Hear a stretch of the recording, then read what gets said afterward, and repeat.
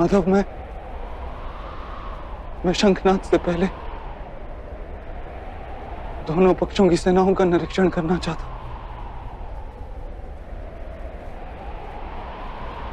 रथ को दोनों सेनाओं के मध्य में ले चलिए।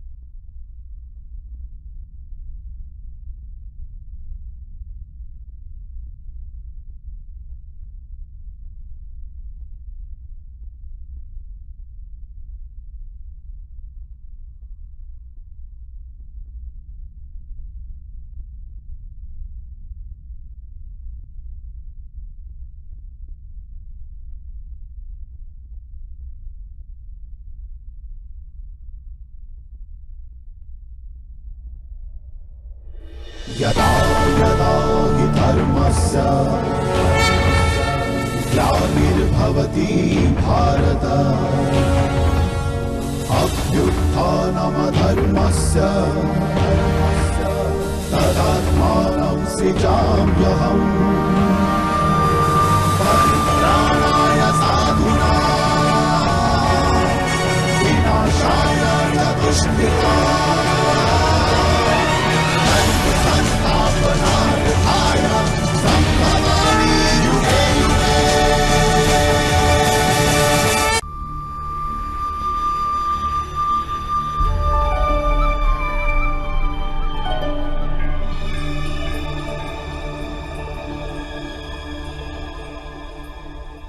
क्या देखोगे पार्थ?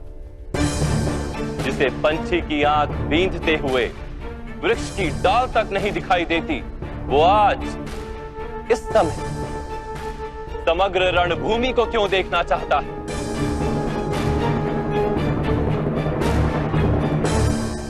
विपक्ष की सेना का परीक्षण करना चाहता हूं माधव, और अपनी सेना का भी निरीक्षण करना चाहता हूं। जानना चाहता हूं इस युद्ध में किसकी मृत्यु से धर्म की स्थापना होगी और किसकी मृत्यु से धर्म का अनुभव होगा।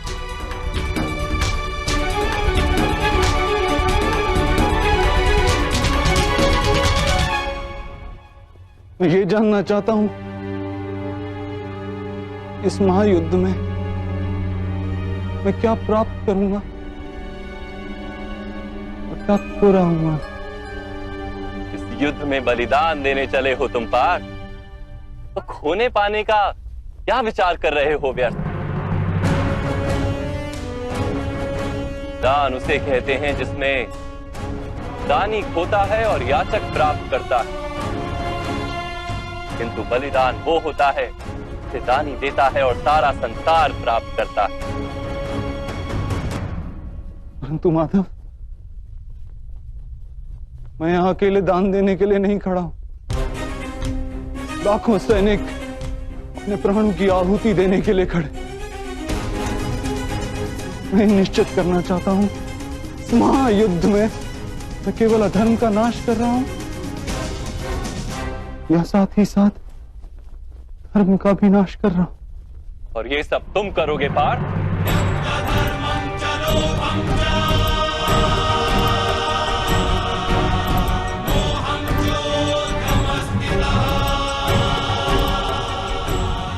निर्माण और विनाश की शक्ति है तुम्हारे पास। विनाश और निर्माण का कार्य तो स्वयं ईश्वर करते हैं पार्थ, तुम तो केवल एक साधन। तो क्यों इन सब बातों का उत्तरदायित्व अपने सर पर लेकर अहंकार बढ़ा रहे हो? मैंने तुमसे कहा था पार्थ, जो व्यक्ति ये जान लेता है कि वो स्वयं कुछ नहीं करता, उसी के हाथों कोई महत्व का कार्य हो पाता है। कदापि तुम भूल गए। इसलिए देख लो पार्थ, देख लो जो देखना चाहते हो, क्योंकि दान देने से पूर्व यदि दानी के हाथ कांपे तो उसे दान का पुण्य प्राप्त नहीं हो पाता।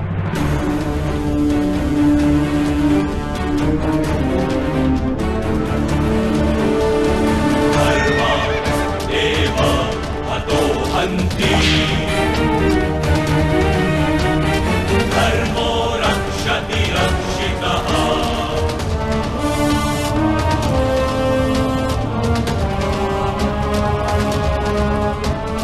धर्मदेव हतो हन्ति, धर्मो रक्षति रक्षितः। तस्मात् धर्मो न हन्यो, मानधर्मो हतो वधे।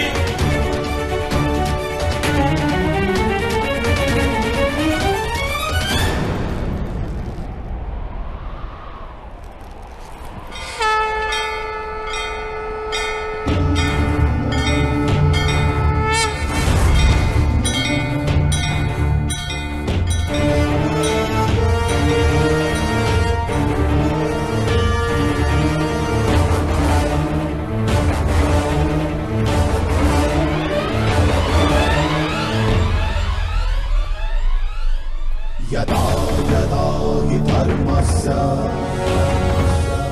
ग्लानिर्भवति भारत, अभ्युत्थानमधर्मस्य तदात्मानं सृजाम्यहम्।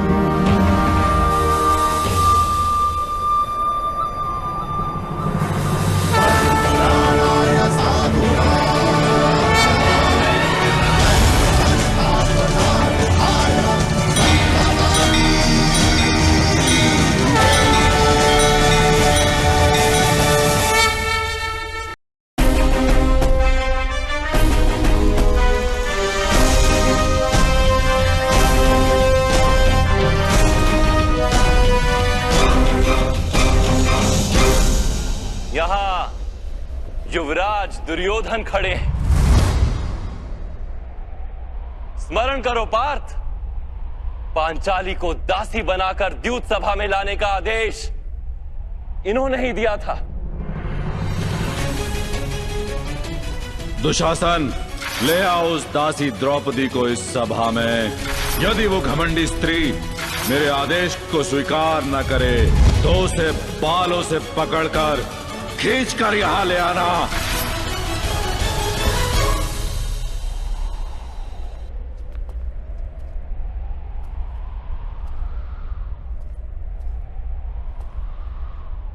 यहां देखो पार्थ, ये है तुम्हारे मामा श्री शकुनी। आज तो इनके हाथों में तलवार है, किंतु छल से संहार करने का प्रयास करते हैं सदा।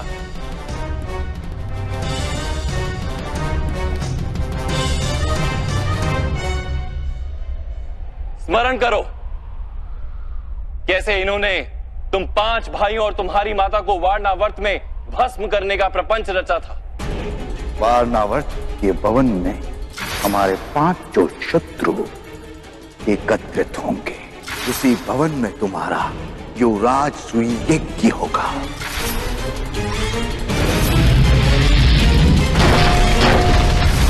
अब इधर देखो पार्थ, दुशासन, इन्हीं हाथों ने पांचाली के केश खींचने की उद्दंडता की थी।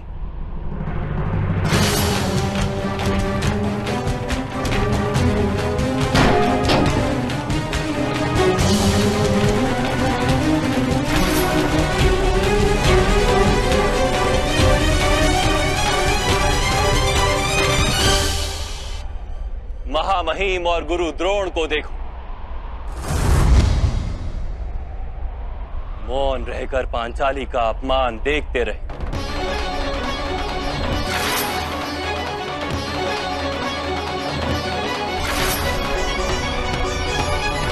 उधर अश्वत्थामा को देखो और स्मरण करो किस प्रकार के अपशब्दों का प्रयोग किया था उसने।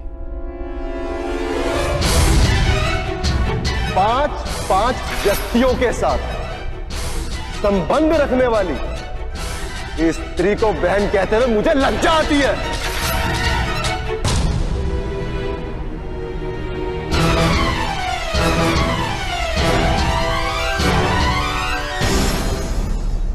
क्या अब तुम्हारा हृदय प्रतिशोध से नहीं चलता पार्थ? क्या न्याय मांगने के लिए अब तुम्हारा मन नहीं तड़पता? क्या अब शस्त्र उठाने का संकल्प नहीं जन्म लेता हृदय में? क्या अब युद्ध अनिवार्य नहीं लगता?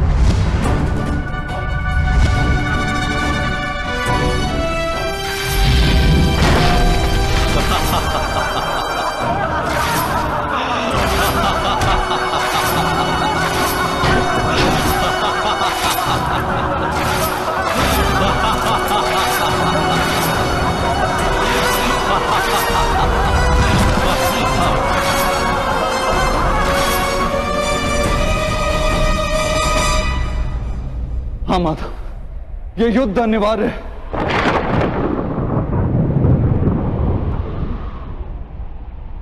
अब ये युद्ध तुम्हारे लिए अनिवार्य है। तो महामहिम को एक बार पुनः देखो पार्थ और स्मरण करो कैसे उन्होंने तुम्हें प्रेम और रक्षण दिया पद पद पर। स्वयं बलिदान देकर तुम्हें और तुम्हारे परिवार को अधिकार दिलाने का प्रयत्न किया। जब तक तुम राजा बनकर हस्तिनापुर के सिंहासन पर बैठे हो, मैं प्रतिपल जीऊंगा तुम्हारा रक्षण करने के लिए। किंतु आज पांडु पुत्रों को भी सुख का एक अवसर दे दो पुत्र।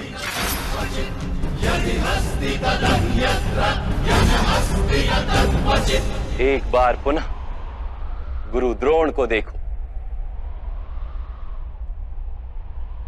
और स्मरण करो कितने गर्व और प्रेम के साथ उन्होंने तुम्हें अपना परम ज्ञान दिया था। तुम विश्व के श्रेष्ठ धनुर्धर बनोगे, मैं तुम्हें विश्व का श्रेष्ठ धनुर्धर बनाऊंगा, ये मेरा वचन है पुत्र।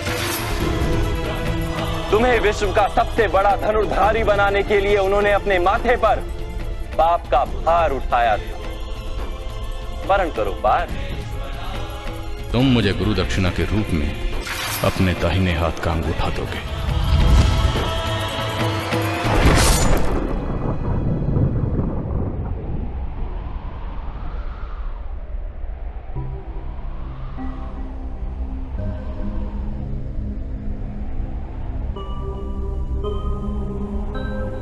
और उधर विकर्ण को भी देखो,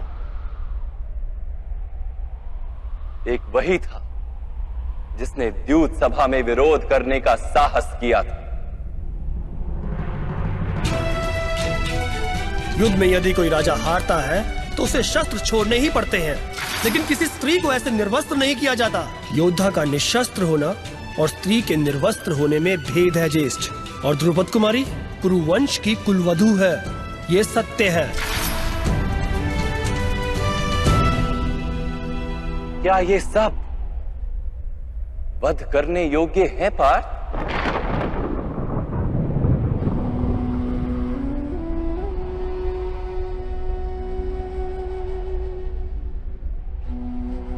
नहीं माधव, मैं इनका वध कैसे कर सकता हूं?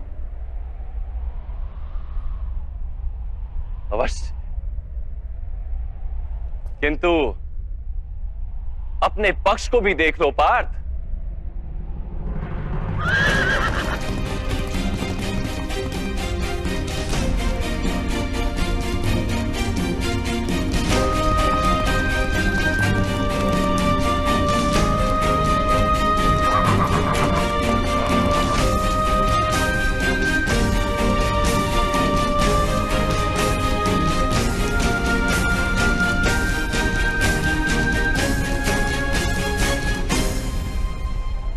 अब अपने पक्ष को भी देखो पार्थ।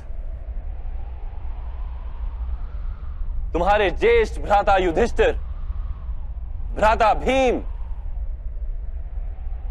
तुम्हारे अनुजों को देखो, तुम्हारी संतानें, तुम्हारे भतीजों को देखो।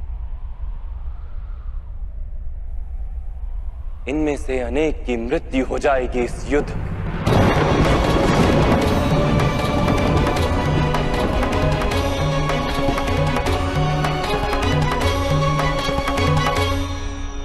सबकी मृत्यु की संभावना से तुम्हारा हृदय दुर्बल नहीं होता पार्थ?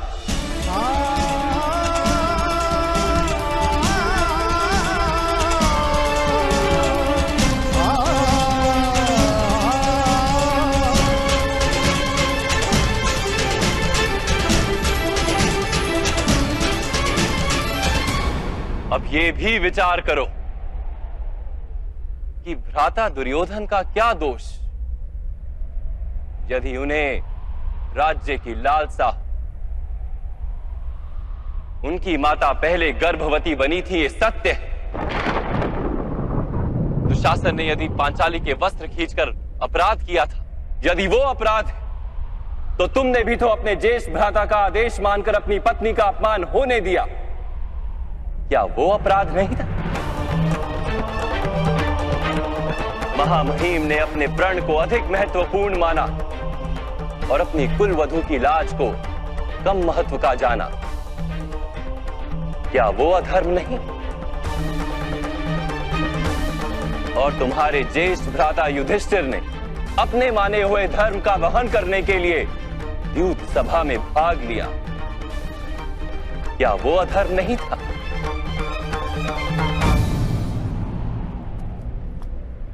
तो क्या भ्राता दुर्योधन को शत्रु मानना उचित है?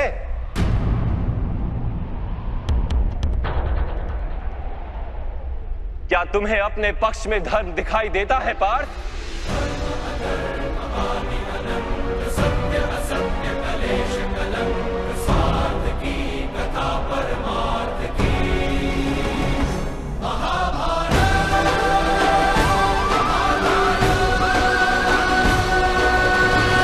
यथार्थ कह रहे हैं माधव,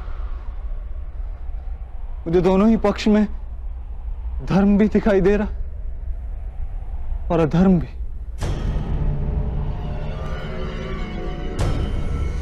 अर्थात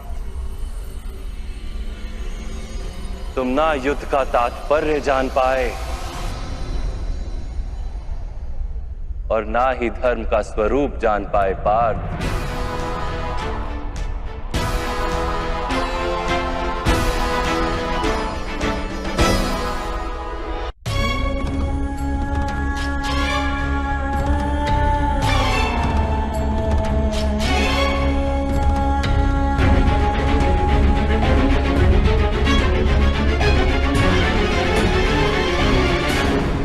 मेरी मति मंद हो गई है माधव।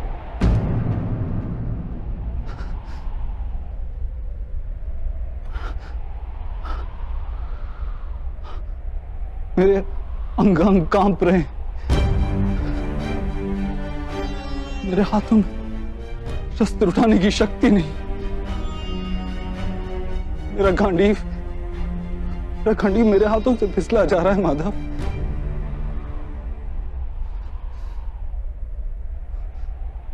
मुझे केवल भयानक विनाश दिखाई दे रहा है, केवल भयानक विनाश।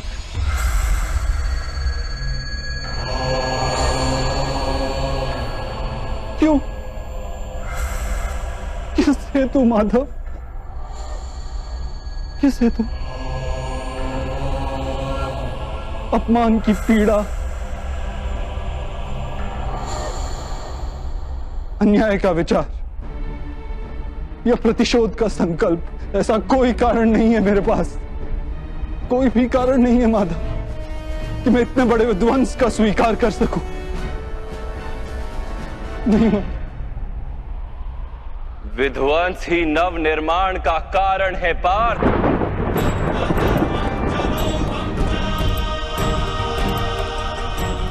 पौधे की एक डाली काटी जाए तो 2 डालियां जन्म लेती। तुम आज के विध्वंस से क्यों भयभीत होते?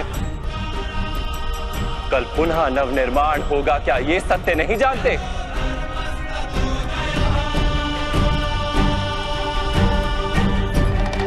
क्लेभयम अस्मगम पार्थ ने तत्वयूपपद्यते। ये नपुंसकता तुम्हें शोभा नहीं देती। युद्ध करना तुम्हारा कर्तव्य है पार्थ। शस्त्र उठाओ।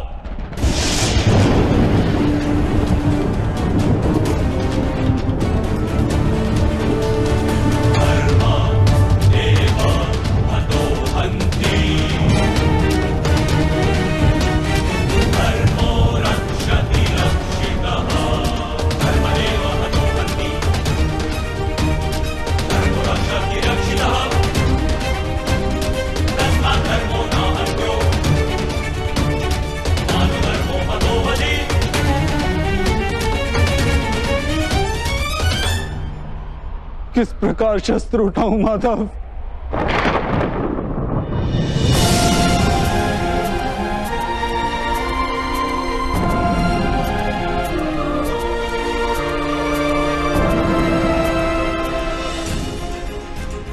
जिनकी सेवा करना जीवन का परम सौभाग्य माना गया, ऐसे पितामह गुरु द्रोण, मामा श्री और ज्येष्ठ भ्राता के सामने शस्त्र उठाने का साहस नहीं है मेरे अंतर में माता। उनका वध करके यदि मुझे स्वर्ग का राज्य भी प्राप्त हो जाए तो व्यर्थ है माता, व्यर्थ।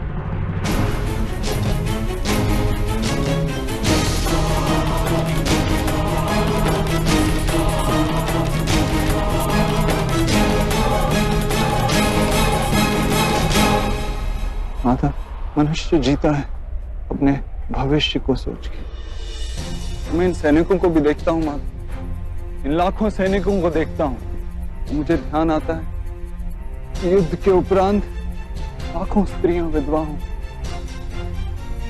लाखों बच्चे अनाथ होंगे।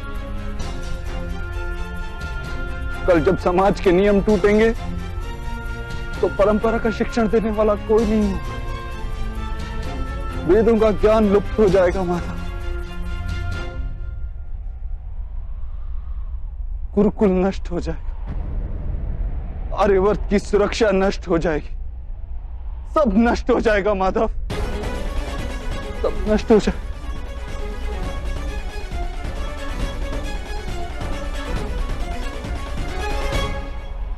बुद्धिमान व्यक्तियों जैसे तर्क देते हो, किंतु वास्तव में मूर्खतापूर्ण बातें करते हो पार्थ। क्या नष्ट हो जाएगा? वृक्ष के कुछ पत्ते झड़ जाएं या नए उगाएं, उसे आनंद या दुख का कारण नहीं कहा जाता। पत्तों के जन्म का उद्देश्य और उनके जीवन का अर्थ केवल वृक्ष को जीवित रखना होता है। वैसे मनुष्यों के जन्म और जीवन का कारण वास्तव में समाज का सुख है। समाज संसार के लिए और ये सारा संसार सृष्टि के लिए और ये सारी सृष्टि स्वयं परमात्मा के लिए है पार्थ। जो इस तथ्य को जान लेता है उसे धर्म का मार्ग सदा ही स्पष्ट दिखाई देता है। हाँ पार्थ, इस युद्ध में विध्वंस होगा, अवश्य होगा।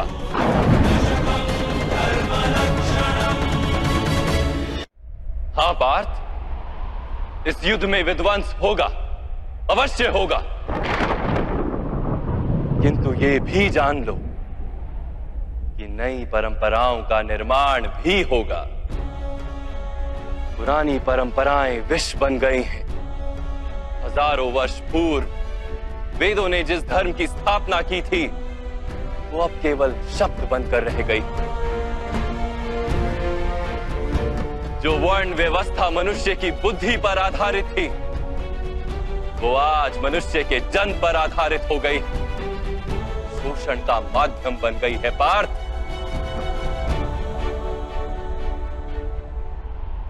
पुरानी व्यवस्थाएं टूटेंगी, नई व्यवस्था का जन्म होगा। पुराना धर्म नया रूप लेकर प्रकट होगा।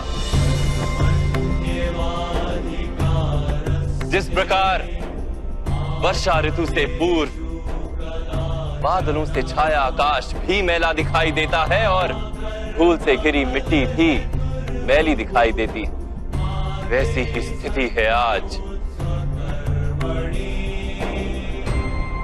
और वर्षा के पश्चात आकाश और पृथ्वी धुलकर स्वच्छ हो जाते हैं। वैसे इस युद्ध के पश्चात समाज और संसार धुलकर स्वच्छ हो जाएंगे। पार्थ,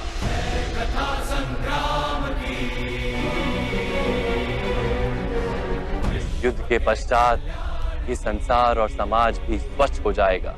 इसलिए मोह का त्याग करो पार्थ, समग्र संसार के लाभ का विचार करो। शस्त्र उठाओ और युद्ध करो, शस्त्र उठाओ और युद्ध करो, शस्त्र उठाओ और युद्ध करो, शस्त्र उठाओ और युद्ध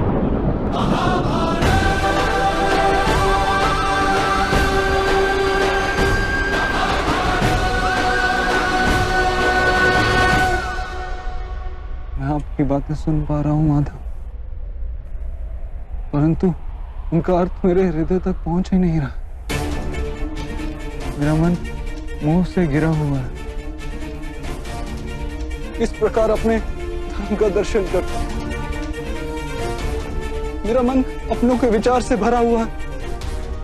किस प्रकार सारे संसार का विचार कर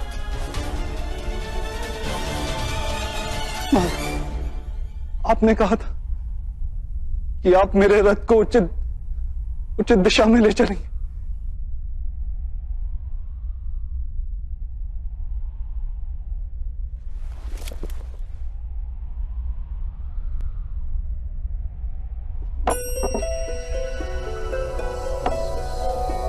नारायणं नमस्कृत्य नरं चैव नरोत्तमं देवीं सरस्वतीं व्यासं ततो मेरे आत्मा के सारथी बनकर मेरे जीवन रथ को उचित मार्ग पे ले आइए माता। नारायणं नमस्कृत्य नरं चैव नरोत्तमं देवीं सरस्वतीं व्यासं ततो जयम् उदीरये। नारायणं नमस्कृत्य नरं चैव नरोत्तमं देवीं सरस्वतीं व्यासं ततो जयम् उदीरये।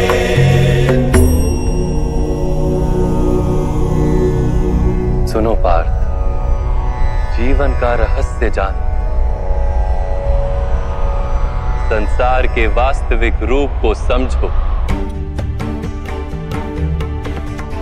गंगा के प्रवाह में मुट्ठी डालकर निकाली जाए तो कुछ प्राप्त नहीं होता, किंतु उस हथेली की अंजुलि बनाकर गंगा के प्रवाह में डाली जाए तो गंगा जल मुख तक पहुंच पाता है।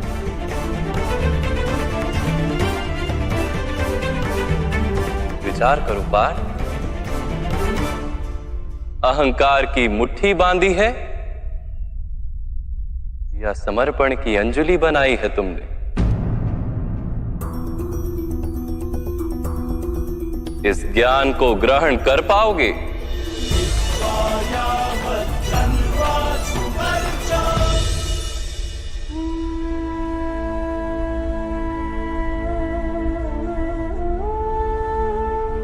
ये संसार क्या है पार्थ? मानव, दानव, पशु, पक्षी, जंतु, कीटक, मत्स्य, वृक्ष, ये सब कैसे बनते हैं? किन पदार्थों से इनका जन्म होता है? कैसे चलते हैं, कैसे जीते हैं? मृत्यु कैसे होती है इनकी? और मृत्यु के पश्चात क्या होता है?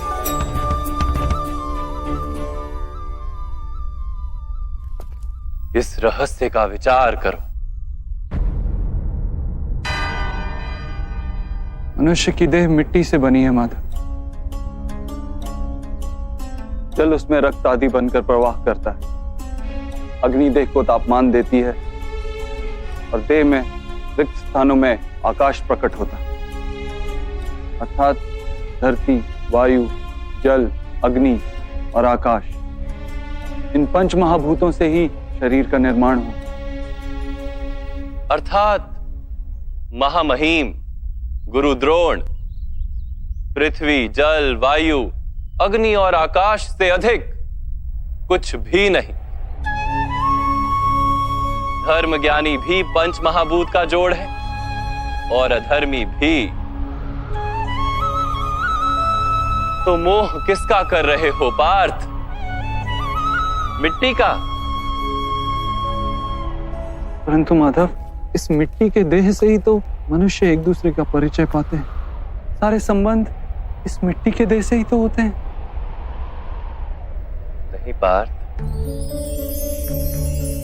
यदि ये सत्य होता तो मृत्यु के पश्चात देह को नष्ट क्यों किया जाता है? वास्तव में ना मनुष्य का परिचय उसकी देह से है और ना ही संबंधों का आधार उसकी देह से। मनुष्य का स्वभाव, उसके बर्ताव और उसके कार्य उसका परिचय। ये स्वभाव, बर्ताव और कार्य कैसे बनते हैं, इसे समझो पार्थ।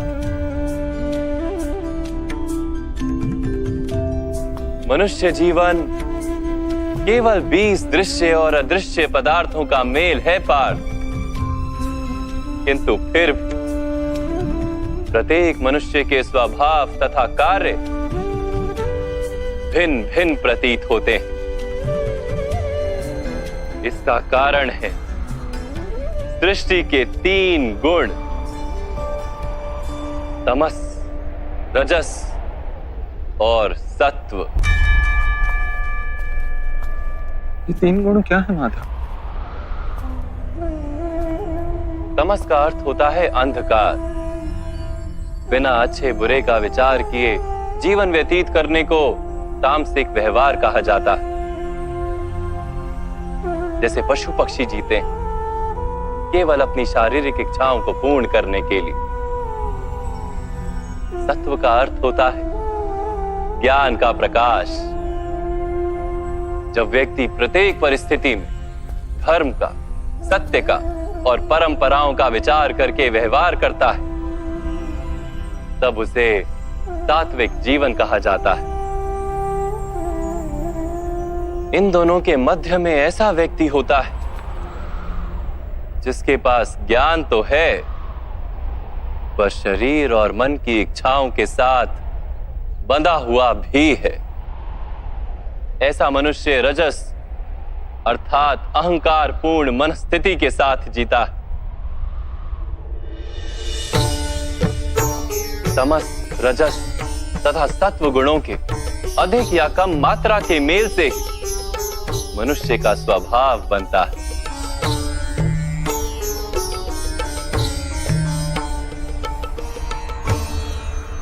सामने देखो पार्थ, इन सब में तुम्हें कौन से गुण दिखाई देते हैं?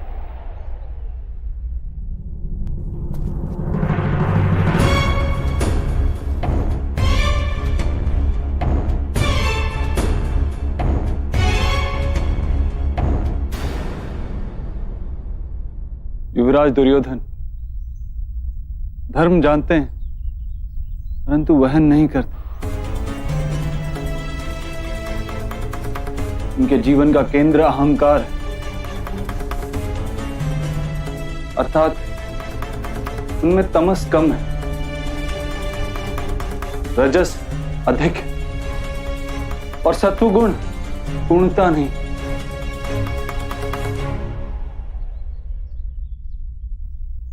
और इस ओर राजकुमार दुशासन, उन्होंने सदैव अपने ज्येष्ठ भ्राता का आदेश माना बिना विचार के, अर्थात इनमें केवल तमस। महामहिम को भी देखो पार्थ, तत्व के साथ तमस का मेल है, अहंकार नहीं है, किंतु पुरातन धर्म, पुरानी परंपराओं और प्रण के साथ बंधे हैं। आवश्यकता होने पर भी अपना प्रण नहीं तोड़ सकते।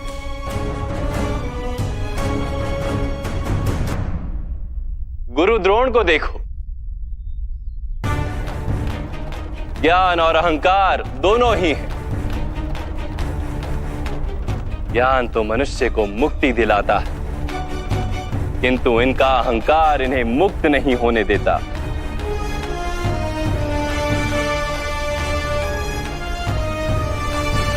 परंतु माधव, यदि मनुष्य का स्वभाव इन तीन गुणों का मेल है, तो फिर मनुष्य का व्यवहार पहले से ही निश्चित है। सिंह हिरण को खाएगा ही और हिरण सिंह से भयभीत ही होगा। तो फिर धर्म की प्रशंसा क्यों? अपराध का दंड क्यों? उसका क्या तात्पर्य है?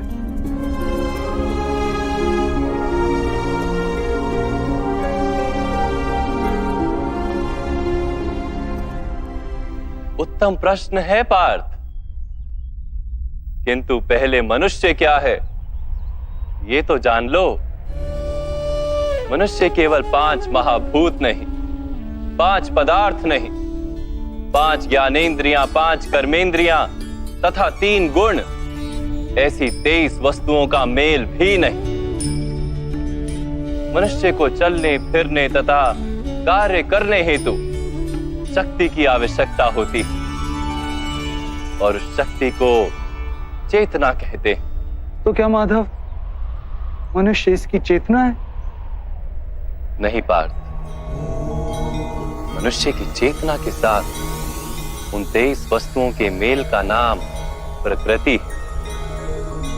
24 वस्तुओं से बने मनुष्य नामक यंत्र में वास करता है पुरुष, अर्थात परमात्मा का अंश।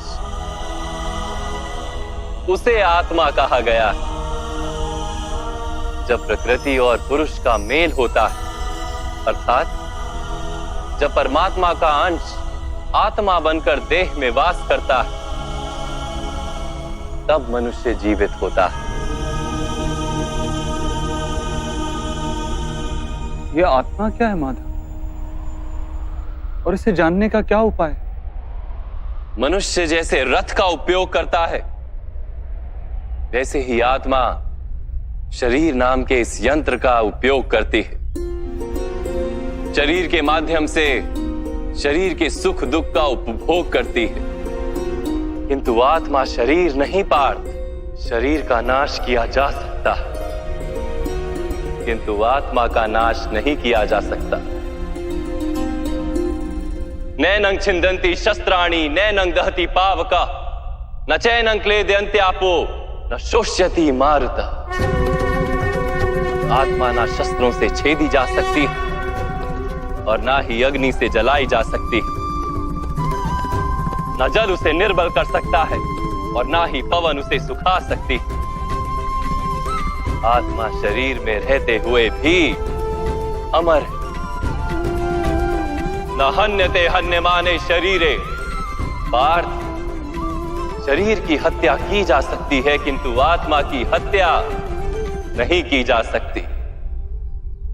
आत्मा तो सर्वव्यापी है, अचल है, स्थिर है, सनातन है। पुराना वस्त्र त्याग कर जैसे मनुष्य नया वस्त्र धारण करता है, वैसे ही आत्मा पुराना शरीर छोड़कर बार बार नया शरीर धारण करती है। परंतु माधव, मैं तो जगत का अनुभव अपने शरीर के माध्यम से ही करता हूं। स्वयं को देह न जानकर मैं आत्मा कैसे जान सकता हूं? स्वयं को आत्मा के रूप में जानना असंभव भी नहीं पार्थ। अंध भी जीते हैं, गूंगे भी जीते हैं, जिनके पास हाथ पैर नहीं होते वो भी जीते हैं। स्पष्ट कि शरीर मनुष्य नहीं, जिसकी चेतना चली जाती है, जिसे मूर्छा आ जाती है, वो भी जीवित रहता है। इसलिए स्पष्ट है कि मनुष्य का चेतन तत्व वो भी शरीर नहीं। इसी प्रकार जो व्यक्ति अपने भीतर खोज करता है, मैं इंद्रियां नहीं, शरीर नहीं, भावनाएं नहीं, विचार नहीं, ज्ञान भी मैं नहीं, जो ये समझता जाता है वो अंत में स्वयं को आत्मा के रूप में जान ही लेता है। ये आत्मा का क्या कार्य है माधव? जब पर ब्रह्म के भाग हुए, पुरुष तथा प्रकृति बने, तब पुरुष अर्थात परमात्मा के अंश ने आत्मा बनकर प्रकृति की प्रत्येक वस्तु में वास किया। उस आत्मा को मोह तथा अंधकार ने घेर लिया पार्थ। उस मोह निद्रा से जागृत होकर स्वयं को परमात्मा का अंश जानना ही आत्मा का कर्तव्य, उद्देश्य और जीवन कार्य। परंतु माधव, यदि हर आत्मा परमात्मा का अंश है, तो क्या उन्नति और अवगति स्वयं परमात्मा कर रहे? जिस प्रकार कीचड़ में पड़ा रत्न चमकता नहीं, वैसे ही प्रकृति के 24 पदार्थों से घिरी आत्मा को विस्मरण हो जाता है कि वो परमात्मा का अंश है। अधिकतर आत्माएं अपनी देह को ही सब कुछ मानती हैं, स्वयं देह से भिन्न है ये जान ही नहीं पाती। शरीर को जो सुख दुख स्वाद गंध आदि का अनुभव होता है, उसे अपना अनुभव मान लेती है और बदलाव का प्रयास ही नहीं करती।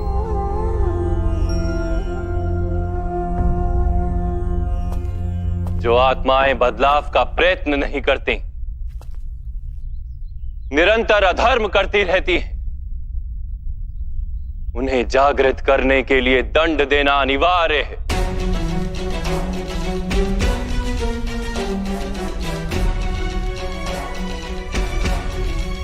तुम भी ये जान लो पार्थ कि तुम शरीर नहीं, केवल एक आत्मा हो।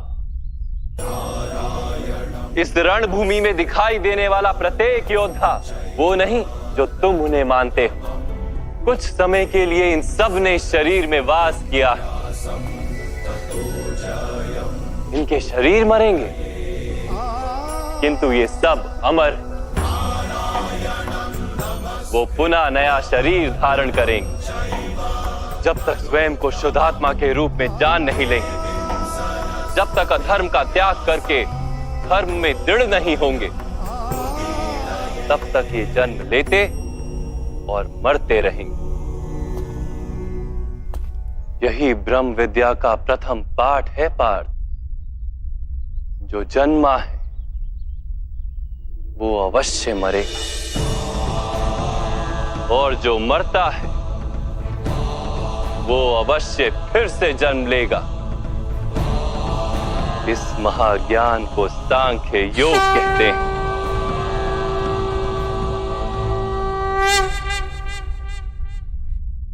धर्म और अधर्म क्या है माधव? जिस मार्ग पर चलकर मनुष्य स्वयं को आत्मा के रूप में देखता है, परमात्मा के अंश के रूप में स्वयं को जानता है, उस मार्ग को धर्म कहते हैं।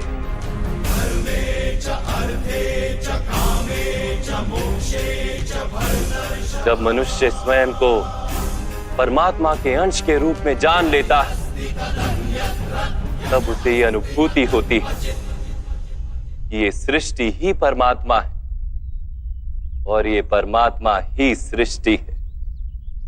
सृष्टि और परमात्मा में कोई भेद नहीं।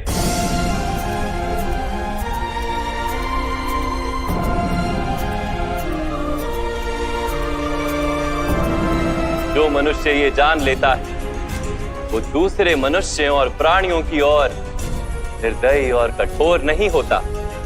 वो ये जानता है कि जीव कटने से पीड़ा केवल जीव को नहीं होती, उसकी अनुभूति समग्र शरीर को होती है। वैसे एक मनुष्य को पीड़ा होती है तो समग्र संसार उस पीड़ा का अनुभव करता है। जब तक संसार में एक मनुष्य भी पीड़ित है, तब तक वास्तव में किसी का भी सुख संपूर्ण नहीं। ये जानने पर मनुष्य का मन करुणा से भर जाए, उसे धर्म कहते हैं। जब किसी पर तमस गुण छाया होता है, तो वो दूसरों के प्रति कठोर, निर्दयी और स्वार्थी हो जाता है। अपने माने हुए सुख के लिए वो दूसरों को दुख देता है। परमात्मा की ओर गति नहीं हो पाती उसकी, अर्थात अधर्म परमात्मा से दूर ले जाने वाले मार्ग का नाम है। अर्थात अधर्म तो अज्ञान का दूसरा नाम। तो फिर अज्ञानी के प्रति तो दया होनी आवश्यक है ना। दंड का क्या तात्पर्य है?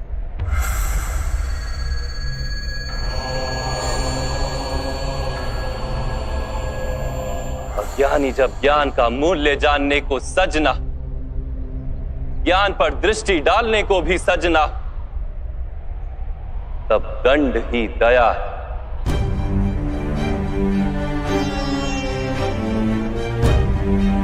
उसके प्रति भी और दूसरों के प्रति भी।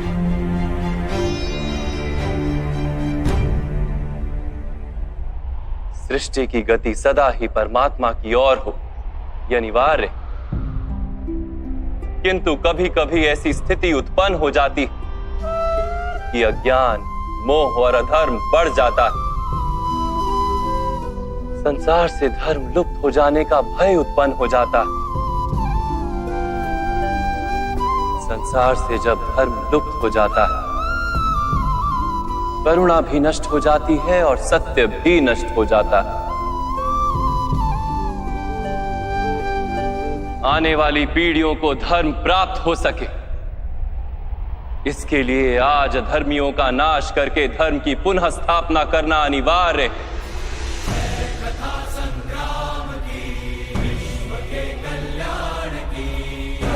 आज भी ऐसी ही स्थिति है पार्थ, और धर्म स्थापना का कर्तव्य तुम्हारा है। इसलिए निर्बलता का त्याग करो और इस युद्ध के लिए सज हो जाओ, और इस युद्ध के लिए सज हो जाओ, और इस युद्ध के लिए सज हो जाओ।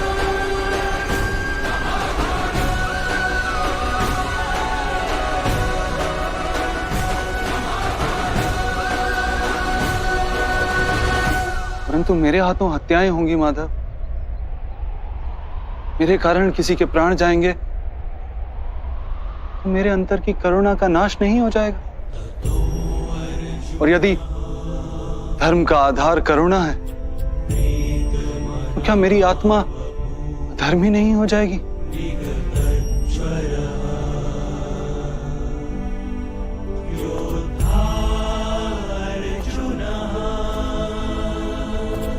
कर्म का बंधन अवश्य निर्मित होता है,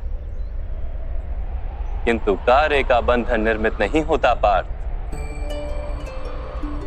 तुम्हें कर्म और कार्य के बीच क्या भेद है, ये जानना आवश्यक है। सभी कर्म कार्य किंतु सभी कार्य कर्म नहीं। कर्म उस कार्य को कहते हैं जिसके साथ फल की आशा जुड़ी हो। मनुष्य जब भी सुख की, संपत्ति, प्रशंसा की आशा रखकर कोई कार्य करता है तो वो उस कार्य के फल से बंध जाता है। जब किसी कर्म को फल की आशा से किया जाए तो उसे सकाम कर्म योग कहते हैं, और जब किसी कर्म को बिना किसी फल की आशा से किया जाए तो उसे निष्काम कर्म योग कहते हैं। इसी कारण से उसे बार बार जन्म लेना पड़ता है। वास्तव में मनुष्य को कोई कर्म नहीं बांधता, कर्म से जुड़ी आशाएं उसे बांधती। वो कैसे माधव?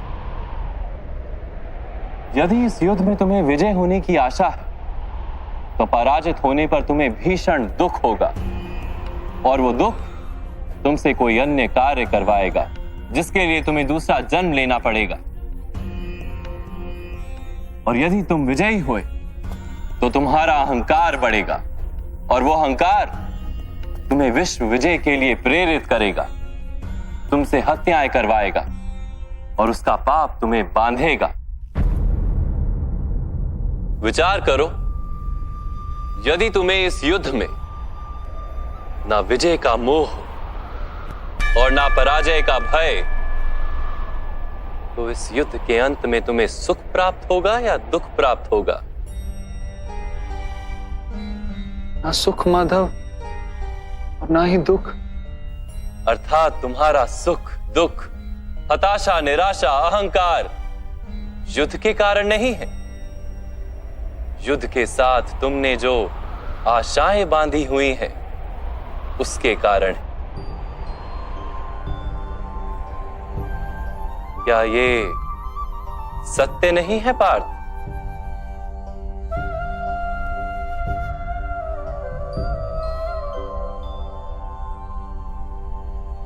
सुख दुखे समे कृत्वा लाभा लाभो जया जयो ततो युद्धाय युज्यस्व नैवं पाप मवाप्स्यसि।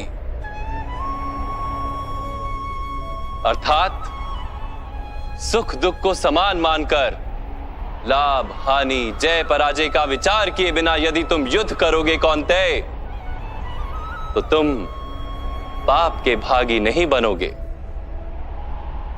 इसी को कर्म योग कहते हैं। जो सांख्य का ज्ञान प्राप्त कर लेता है वो ये जान लेता है कि वो शरीर नहीं, केवल एक आत्मा है। शरीर के भोग और अनुभव तो केवल मृत्यु तक है, अर्थात वास्तविक नहीं, केवल माया है। उसके लिए कर्मयोगी बनना सरल हो जाता है। परंतु माधव, यदि कार्य से बंधन निश्चित है तो क्या संसार का त्याग करके संन्यास लेना उचित नहीं? इसी विचार का परिणाम है कि आज ये युद्ध हो रहा है पार्थ।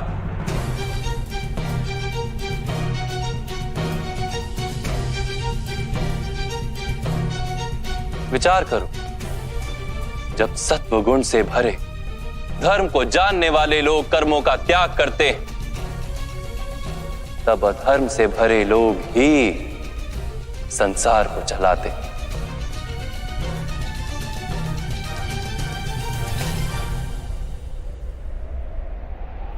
यदि महामहिम ने संसार का त्याग ना किया होता तो आज अधर्म इतना बढ़ता ही नहीं।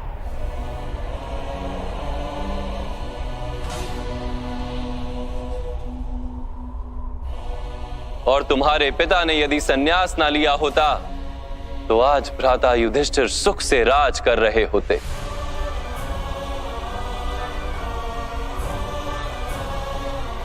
और अपनी प्रजा को न्याय और धर्म का ज्ञान दे रहे होते।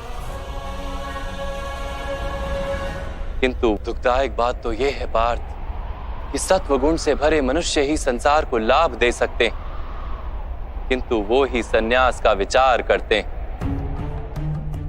जैसे जल तो भाप बनकर उड़ जाता है और कीचड़ कीचड़ वहीं पड़ा रहता है।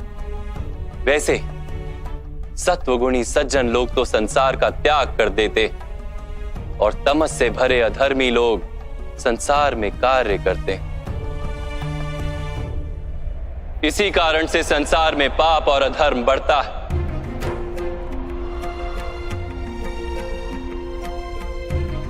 किंतु कर्मयोग इस विचित्र स्थिति से सारे संसार का रक्षण करता है।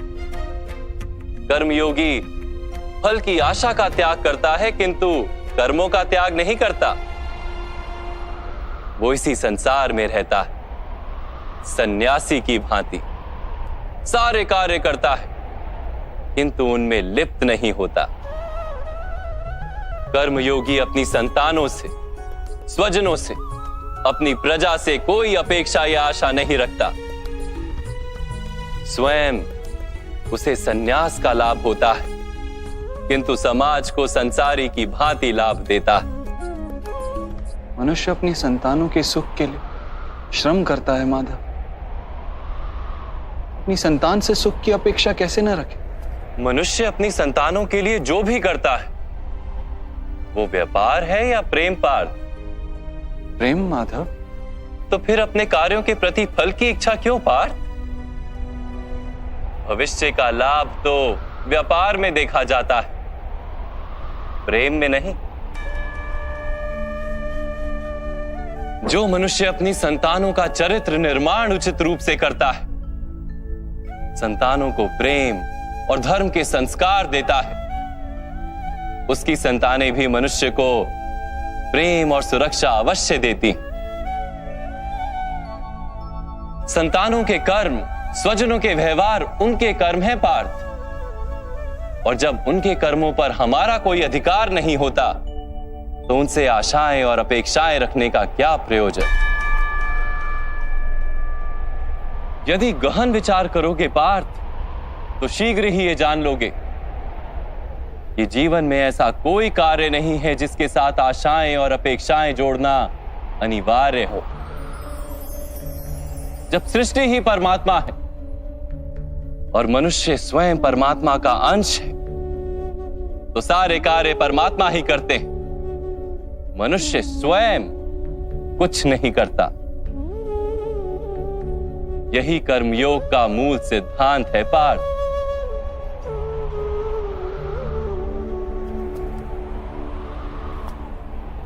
तुम्हें भी कर्मयोगी बनकर ये युद्ध करना आवश्यक है पार्थ। त्रिगुणिया विश्या वेदा निस्त्रिगुण्यो भवार्जुना, निर्द्वंद्वो नित्य तत्वस्थो निर्योग क्षेम आत्मवान। तीन गुणों का त्याग करके निर्गुण बन जाओ पार्थ। इस द्वंद्व से मुक्त हो जाओ। सदा सत्व अर्थात परमात्मा में बुद्धि लगाकर कर्तव्य का वहन करते रहो। कुछ प्राप्त करने की इच्छा और कुछ प्राप्त किए हुए का रक्षण करने का विचार त्याग दो पार्थ, और अपनी आत्मा को स्वतंत्र कर।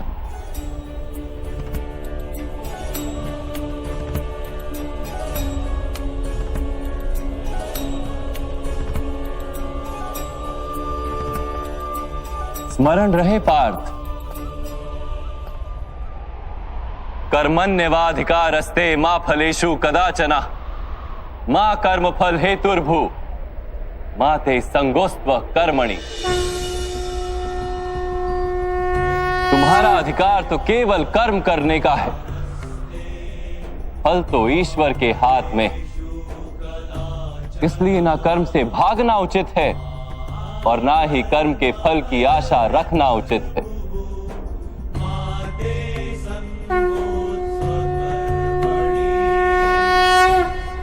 जो फल का त्याग कर दे परंतु कर्म का त्याग ना करे, ऐसे कर्म योगी को कैसे जाना जा सकता है माधव? विश्या विनिवर्तन्ते निरहारस्य देहिनः रसवर्जम रसोप्यस्य परम दृष्ट्वा निवर्तते। सुनो पार्थ, जो स्वाद से छूटने के लिए भोजन का ही त्याग कर देता है, वास्तव में उसके मन से स्वाद की लालसा कभी जाती ही नहीं, उसे दोहरी हानि होती। एक तो वो निर्बल हो जाता है, जिसके कारण परमात्मा को प्राप्त करने का जो प्रयत्न अनिवार्य है उसे वो नहीं कर पाता, और दूसरा, सदा ही उसका मन स्वाद की लालसा से भरा रहता है। इसलिए भोजन का त्याग करने से उत्तम है स्वाद की लालसा का ही त्याग कर दिया जाए। कर्मयोगी अपने मन की सारी लालसाओं को खींच लेता है, जीवन को कर्तव्य मानकर कार्य अवश्य करता है, किंतु उन कार्यों से जुड़ता नहीं। और बात, जो व्यक्ति अपने कार्यों से आशाएं और इच्छा नहीं रखता, उसी के कार्य पूर्ण होते हैं। एक असफलता से दुखी होकर जिसका मन डोलता नहीं, एक सफलता से आनंदित होकर जो स्वयं को सर्वश्रेष्ठ नहीं मानता, ऐसे ही व्यक्ति को कर्म योगी कहते हैं। और ऐसा व्यक्ति जीवन में बार बार सफल होता है।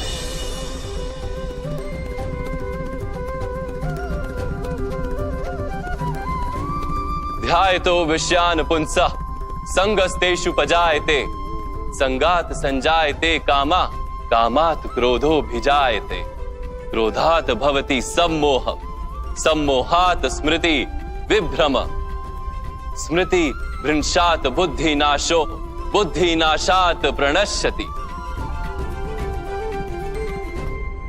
फल की आशा से कामना प्रकट होती है, और कामना का तो स्वभाव है असंतुष्ट रहना। असंतोष से क्रोध उत्पन्न होता है, और क्रोध से मोह जन्मता है। मोह के कारण व्यक्ति आचार और व्यवहार का ज्ञान ही भूल जाता है। ज्ञान के जाने से बुद्धि चली जाती है, अनुचित प्रकार के कार्य होने लगते हैं, और समाज ऐसे व्यक्ति का शत्रु बन जाता है, और अंत में ऐसे मनुष्य का पूर्णतः पतन हो जाता है।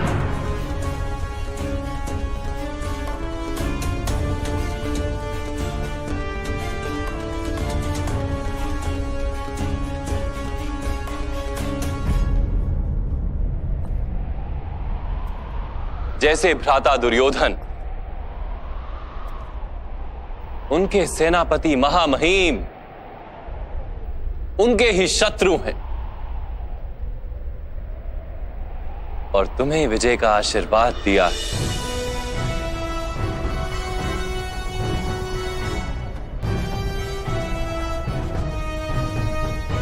पार्थ, कर्मयोग ब्रह्म विद्या का दूसरा चरण है। परमात्मा में अपनी बुद्धि स्थिर करो, स्वयं को आत्मा जानो, मिथ्या बंधनों से मुक्त हो जाओ, और फल की आशा का त्याग करके केवल कर्म करते रहो। अपनी बुद्धि को परमात्मा में स्थिर करके कर्म योगी बनने का क्या मार्ग है माधव? पार्थ, सांख्य योग के कारण मनुष्य परमात्मा का निरंतर स्मरण करता रहता है। परमात्मा का स्मरण करने से मनुष्य के हृदय में समर्पण का भाव उत्पन्न होता है, और उस भाव को भक्ति कहते हैं। भक्ति से मनुष्य को सत्य असत्य का ज्ञान प्राप्त होता है। उस ज्ञान से उसे परमात्मा के दर्शन होते हैं, और जिसे परमात्मा के दर्शन हो जाते हैं, वही वास्तव में कर्म योगी बन जाता है, और जन्मों के फेरों से छूटकर मोक्ष को प्राप्त कर लेता है। सभी आत्माओं का अंतिम लक्ष्य वही है, और धर्म का अंतिम चरण भी वही है। किंतु मैं परमात्मा के दर्शन के बिना समर्पण किस प्रकार कर सकता हूं माधव? परमात्मा के दर्शन करने हेतु अपनी आंखों पर बंधे लालसा, अहंकार, क्रोध और पूर्वाग्रह की पट्टियों को उतारना होता है। अंधेरे कक्ष में बैठा मनुष्य यदि कहे कि उसे सूर्य के दर्शन करने, तो उससे क्या कहोगे? यही कहोगे ना कि कक्ष से बाहर आ जाए और आकाश के नीचे खड़ा हो जाए। सूर्य तो सदैव उपस्थित है। वैसे ही पार्थ, ये सृष्टि ही परमात्मा है, परमात्मा ही सब कुछ है। परमात्मा के सिवा कुछ भी नहीं। जो अपनी आत्मा के दर्शन कर लेता है, वो परमात्मा के दर्शन कर लेता है। जैसे नमक के एक कण का स्वाद समग्र सागर के स्वाद से भिन्न नहीं होता, वैसे अपनी आत्मा के दर्शन परमात्मा के दर्शन से भिन्न नहीं होते।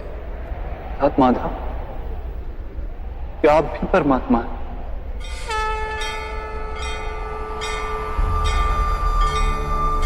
हाँ पार्थ,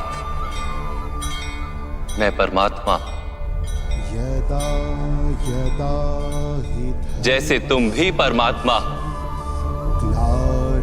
केवल तुम अभी जागृत नहीं हुए हो और मैंने ये जान लिया है। उत्थानम् अधर्मस्य तदात्मानं सृजाम्यहम्। माधव, आपके प्रति समर्पण ईश्वर के प्रति समर्पण क्यों नहीं हो सकता? अवश्य, मेरे प्रति समर्पण ही परमात्मा के प्रति समर्पण है। सर्वधर्मान् परित्यज्य मामेक शरणं व्रज। सारे जगत का त्याग करके मेरी शरण में आ जाओ पार्थ।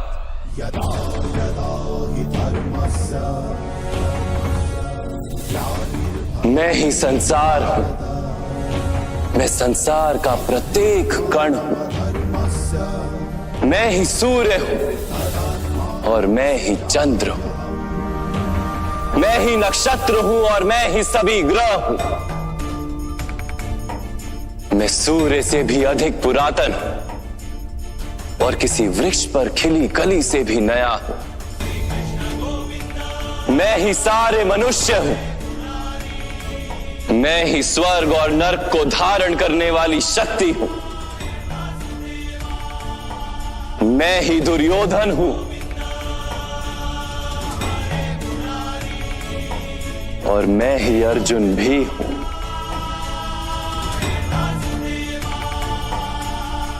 वो कैसे संभव है माधव? आपका जन्म तो बहुतों ने अपने जीवन काल में देखा है। आपकी माता अभी भी जीवित हैं, जिनके गर्भ से आपने जन्म लिया। आप पुरातन और अविनाशी कैसे हो सकते हैं? तुम शरीर देख रहे हो और मैं आत्मा की बात कर रहा हूं। मेरे अनेक जन्म हुए हैं पार्थ। मैंने अनेकों अवतार धारण किए हैं। कई शरीर बने हैं मेरे और इसी मिट्टी में मिले हैं।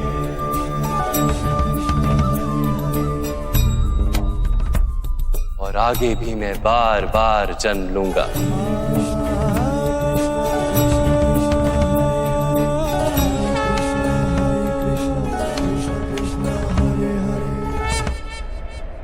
यदा यदा हि धर्मस्य ग्लानिर्भवति भारत अभ्युत्थानम् अधर्मस्य तदात्मानं सृजाम्यहम्।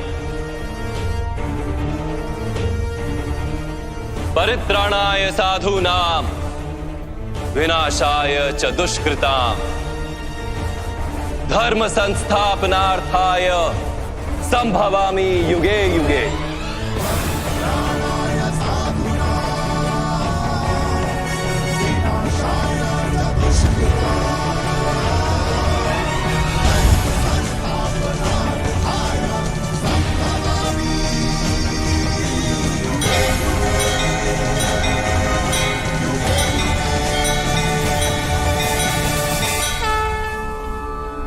जब जब धर्म को हानि होती है, जब जब अधर्म में वृद्धि होती है, तब तब सत्पुरुषों के उद्धार के लिए, अधर्मियों के विनाश के लिए और धर्म की पुनः स्थापना के लिए मैं ही जन्म लेता हूं। ये प्रत्येक युग में होता आया है और आगे भी ऐसा ही होगा। मैं ही अविनाशी परमात्मा हूं। मैं ही मत्स्य भी था और मैं ही वामन अवतार भी। मैं ही परशुराम हूं और मैं ही रामचंद्र भी था। मैं ही ब्रह्मा विष्णु और महेश हूं और मैं ही सरस्वती काली और लक्ष्मी भी।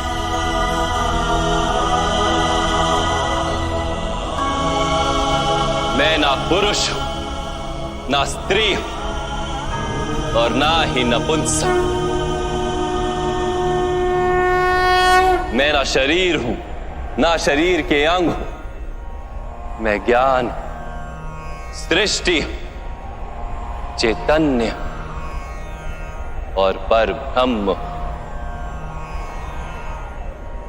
मैं सब कुछ हूं और मैं कुछ भी नहीं।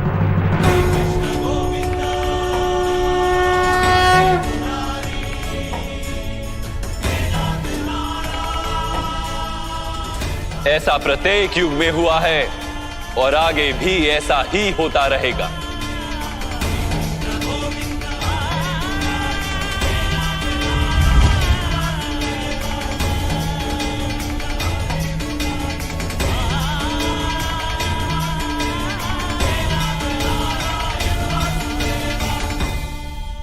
जब तुम आत्मज्ञान प्राप्त करोगे पार्थ, तो स्वयं को मुझसे जुड़ा ही पाओगे। तब तुम भी मेरी ही भांति स्वयं को परमात्मा के रूप में देखोगे। किंतु उस पद को प्राप्त करने हेतु मेरे प्रति संपूर्ण समर्पण अनिवार्य है। समर्पण क्या है माधव? समर्पण मन की ऐसी स्थिति का नाम जब मनुष्य अपने सारे संकल्पों का त्याग कर देता है, स्वयं से किसी प्रकार के निर्णय अथवा प्रण भी नहीं लेता। जिस प्रकार के कार्य उसे दिए जाते हैं उसी प्रकार के कार्य करता है। वास्तव में समर्पण का अर्थ होता है अपने आप, अपने मन को, बुद्धि को, ज्ञान को, इच्छा को, आशा को, अपनी भावनाओं को, अपना सब कुछ किसी को अर्पण कर देना। और ऐसे समर्पण को भक्ति कहते हैं।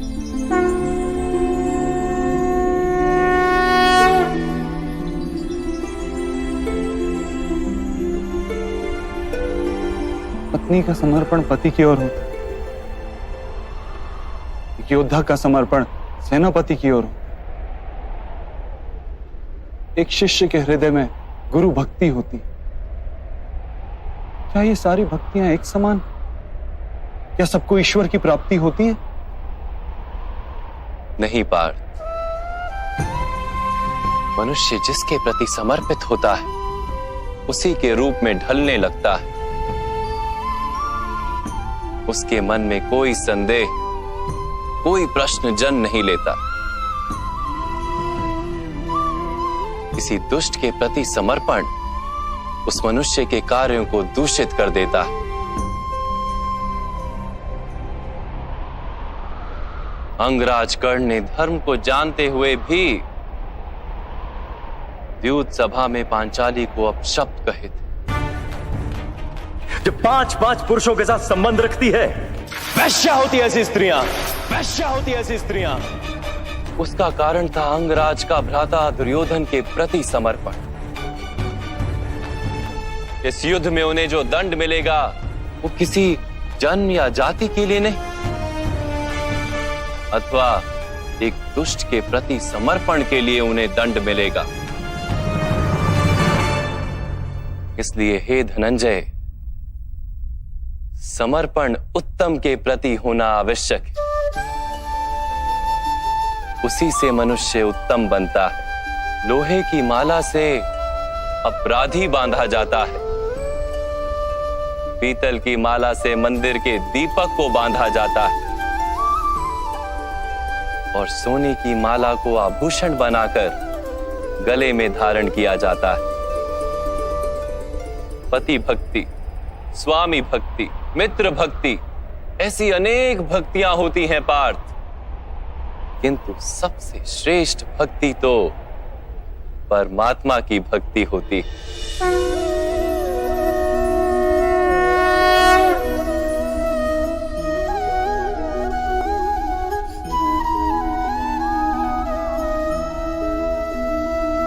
किंतु परमात्मा की भक्ति का सांख्य अथवा कर्म योग से क्या संबंध है? सांख्य योग के कारण मनुष्य स्वयं को आत्मा के रूप में जानता है। कर्म योग से वो जीवन के बंधनों से छूट जाता है, और भक्ति के कारण मनुष्य को परमात्मा के वास्तविक रूप का ज्ञान होता है। परमात्मा के ज्ञान से मनुष्य जन्म मरण के फेरों से छूटकर सच्चिदानंद स्वरूप को प्राप्त कर लेता है। परमात्मा में समाकर स्वयं परमात्मा हो जाता है। जैसे जल की छोटी सी बूंद जब सागर में मिलती है तो स्वयं सागर बन जाती है। अर्थात इस शरीर का कोई महत्व ही नहीं है माधव। अवश्य महत्व है पार्थ। शरीर के माध्यम से ही मनुष्य को परमात्मा का साक्षात्कार होता है। मृत्यु और नए जन्म के बीच के समय में आत्मा के ज्ञान में वृद्धि नहीं हो पाती। इस जन्म में प्राप्त अनुभव, ज्ञान, विचार और अभ्यास को लेकर आत्मा नया शरीर धारण करती है। आत्मा की प्रगति और अधोगति शरीर में रहकर ही संभव है।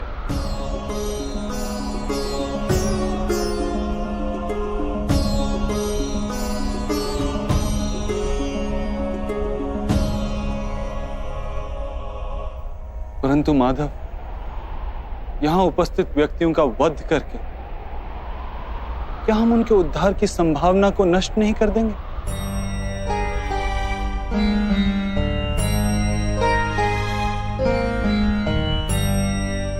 तुम्हारे शत्रु धर्म की मर्यादा को तोड़ चुके हैं पार्थ। अधर्म ही उनका स्वभाव बन गया है। उनका उद्धार अब असंभव है।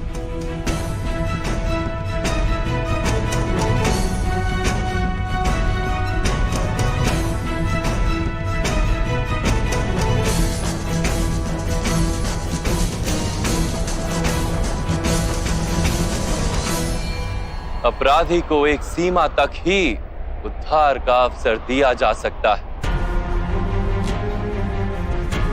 मैंने शिशुपाल के 99 अपराधों को क्षमा किया था, किंतु 100 अपराधों के पश्चात उसे दंड देना आवश्यक था। अपराधी को यदि अपराध करने दिया जाए तो उसका अधिक से अधिक पतन होता है।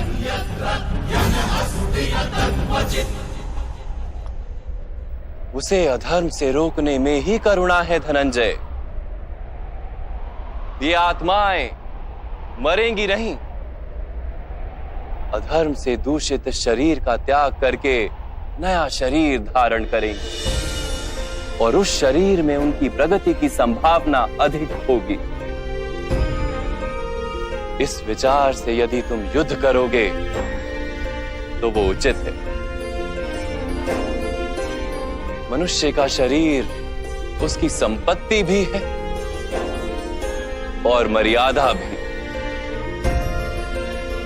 धर्म के मार्ग पर प्रवास करने वाला मनुष्य अपने शरीर को शुद्ध करता है और उसके माध्यम से आत्मा का साक्षात्कार करता है। इसी को क्षेत्र क्षेत्रज्ञ संबंध कहा गया है। मैं इसका तात्पर्य नहीं जान पाया माधव। जब मनुष्य ये जान लेता है कि उसका शरीर एक भूमि का टुकड़ा है अर्थात क्षेत्र है और वो उस शरीर में रहने वाला, उस शरीर को समझने वाला अर्थात क्षेत्रज्ञ है, तब वो शरीर के माध्यम से अपनी प्रगति साध पाता है। आत्मा शरीर में रहकर 3 गुणों का समतोलन करती है। तमस को घटाकर सत्व को बढ़ाने का उपाय करती है और ईश्वर की भक्ति करके परमात्मा के साथ एक हो जाती है। भक्ति कैसे की जाती है माधव? क्या समर्पण ही भक्ति नहीं? नहीं पार्थ, समर्पण तो भक्ति का प्रथम चरण है। वास्तव में भक्ति किसी कार्य का नाम नहीं, वो तो केवल मनस्थिति का नाम है। आवश्यक है कि मनुष्य जप तप यज्ञ याग यम नियम योग और स्वाध्याय के माध्यम से अपने अंतर को शुद्ध करे और परमात्मा के प्रति समर्पित रहे। मनुष्य अपने सारे कार्य, सभी कार्यों के फल, अपने जीवन का प्रत्येक श्वास परमात्मा को समर्पित करता रहे। यदि भक्ति केवल मन की स्थिति तो जब तब आदि का क्या महत्व है माधव? जैसे आज धोया हुआ पात्र कल पुनः मैला हो जाता है, वैसे ही मनुष्य का मन बार बार परमात्मा से विमुख हो जाता है। इसीलिए आवश्यक है कि जप तप और स्वाध्याय आदि के माध्यम से स्वयं को निरंतर ये स्मरण दिलाता रहे कि उसका जीवन परमात्मा के प्रति समर्पित है। किस तट पर डुबकी लगाई जाए इसका महत्व नहीं, महत्व है डुबकी लगाने का। भक्ति योग का एक ही सार है पार्थ कि मनुष्य परमात्मा को अपना जीवन अर्पण करके परमात्मा की भक्ति करता रहे और सत्व गुण से युक्त संपत्ति को संभाल कर रखे। सत्व गुणी संपत्ति किसे कहा जाता है माधव? अहिंसा सत्यम क्रोध त्याग शांति ही पेशुनम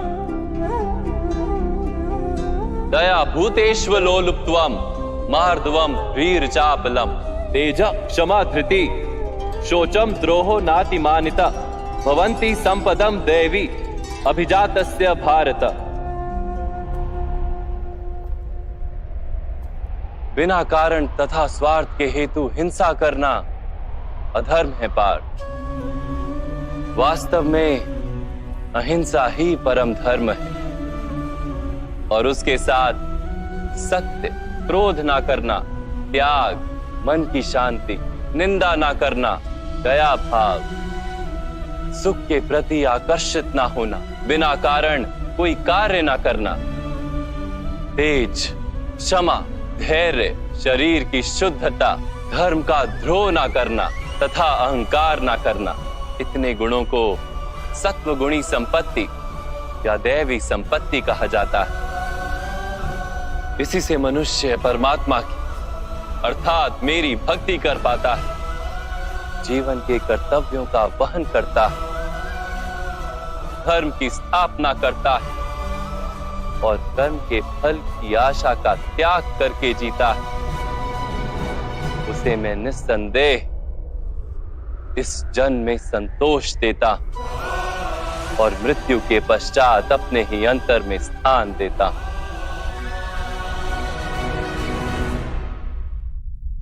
आपका रूप कैसा है माधव? सांख्य योग के माध्यम से मैंने ये जाना कि मैं एक आत्मा हूं, अमर हूं, और इस नश्वर शरीर में केवल कुछ समय के लिए वास करता हूं। कर्मयोग के माध्यम से मैंने ये जाना कि जो फल की इच्छा का त्याग कर केवल कर्म करता है, उसे जीवन में शांति और सफलता प्राप्त होती है।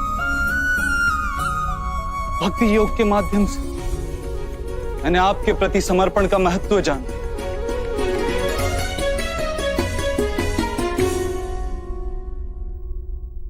परंतु माधव, आपने कहा था कि यहां हर स्थान पर मनुष्य नहीं, केवल परमात्मा है।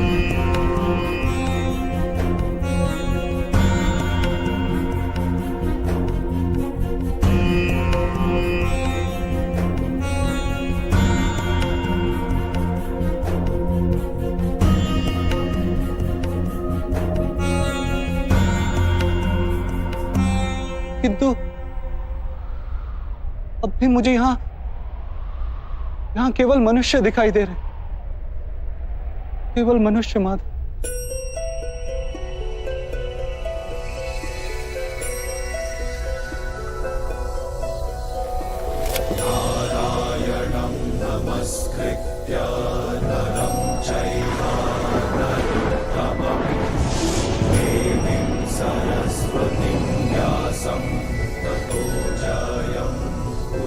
मैं आपके वास्तविक रूप का दर्शन करना चाहता हूं माधव।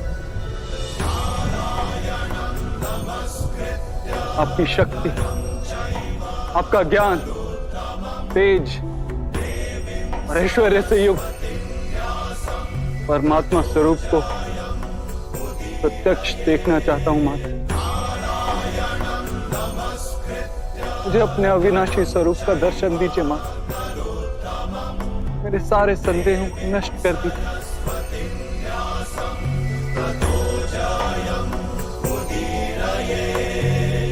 मुझे दर्शन दीजिए माधव।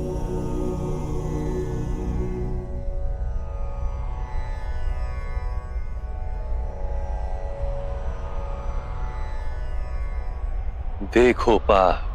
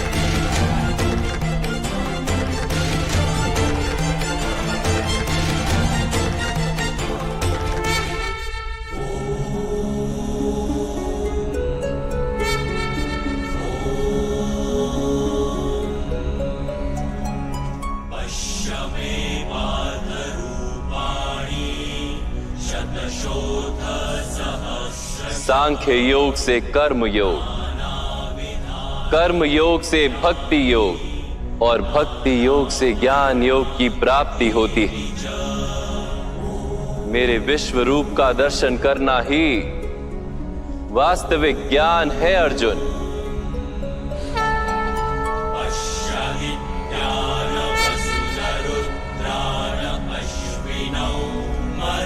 यही एक ज्ञान है जो विश्व में सारे ज्ञानों तथा विज्ञानों का आधार है। यही ज्ञान मुक्ति प्रदान करता है। देवताओं को भी जो दर्शन सरलता से प्राप्त नहीं होते, ऐसा वास्तविक रूप मैं तुम्हें दिखा रहा हूं अर्जुन।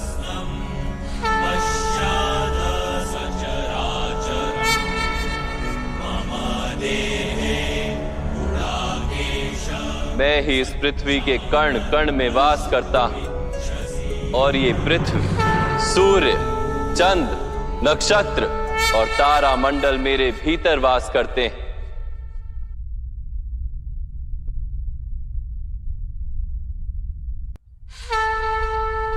मैं ही सत्य हूं, मैं ही संपूर्ण हूं, मैं ही जीव और मैं ही शिव।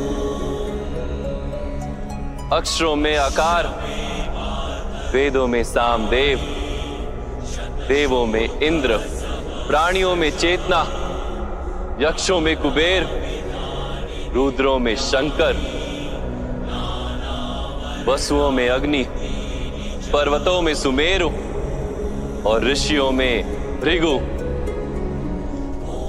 ध्वनियों में ओमकार, यज्ञों में जाप और वृक्षों में पवित्र पीपल, बुद्धि में स्मृति, मेधा, धृति और क्षमा मैं ही हूं। कीर्ति मैं ही हूं। गंधर्वों में चित्ररथ हूं, देवर्षियों में नारद हूं और मुनियों में कपिल, अश्वों में उच्च श्रवा, हाथियों में ऐरावत हूं और पशुओं में सिंह, पक्षियों में गरुड़, मनुष्य में राजा और शस्त्रों में वज्र,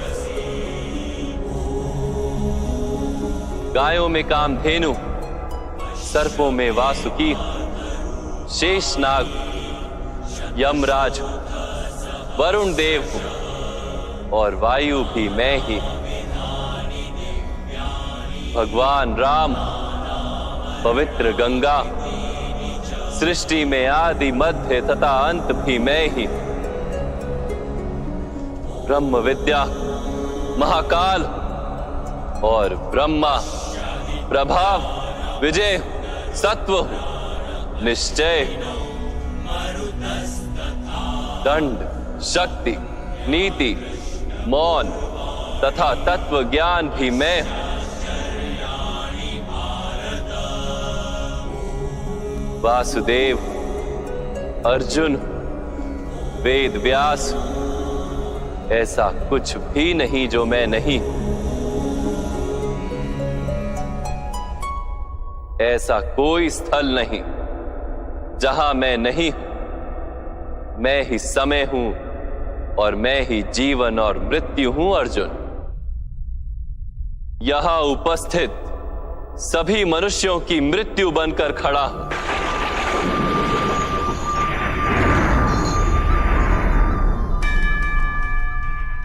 तुम यदि शस्त्र नहीं उठाओगे तब भी मैं इन सब का वध कर दूंगा। इसलिए मोह का त्याग करो और अपने कर्तव्य को देखो। धर्म का भार उठाओ, गांडीव उठाकर शरसंधान करो।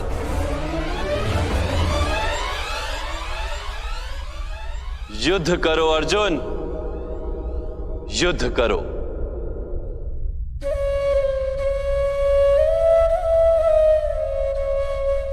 हे माधव, हे मधुसूदन,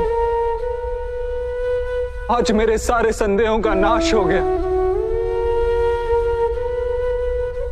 कृपया अपने मनुष्य रूप में आ जाइए। मैं आपके प्रत्येक आदेश का पालन करूंगा। करिष्य वचनम तवा।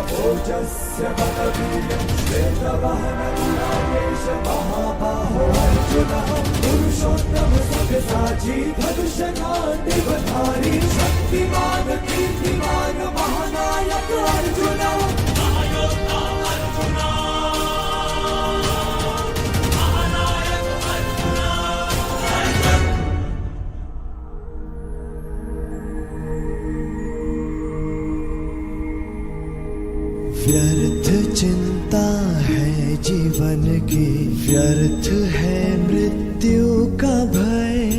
आत्म को ना मार पाते शस्त्र अग्नि असमय।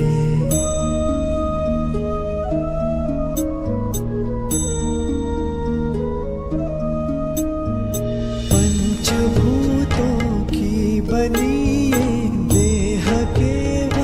वस्त्र है, पंचभूतों की बनी ये देह केवल वस्त्र है। आत्मा का जो वास्तविक है घर कहीं अन्यत्र है। ईश्वर स्वयं है सृष्टि सारी, कहाँ उसको खोजना। जो भी होता शुभ ही होता, सब उसी की योजना। वो ही केवल धर्म है। व्यर्थ चिंता है जीवन की, व्यर्थ है मृत्यु का भय। आत्म को ना मार पाते शस्त्र अग्नि असमय।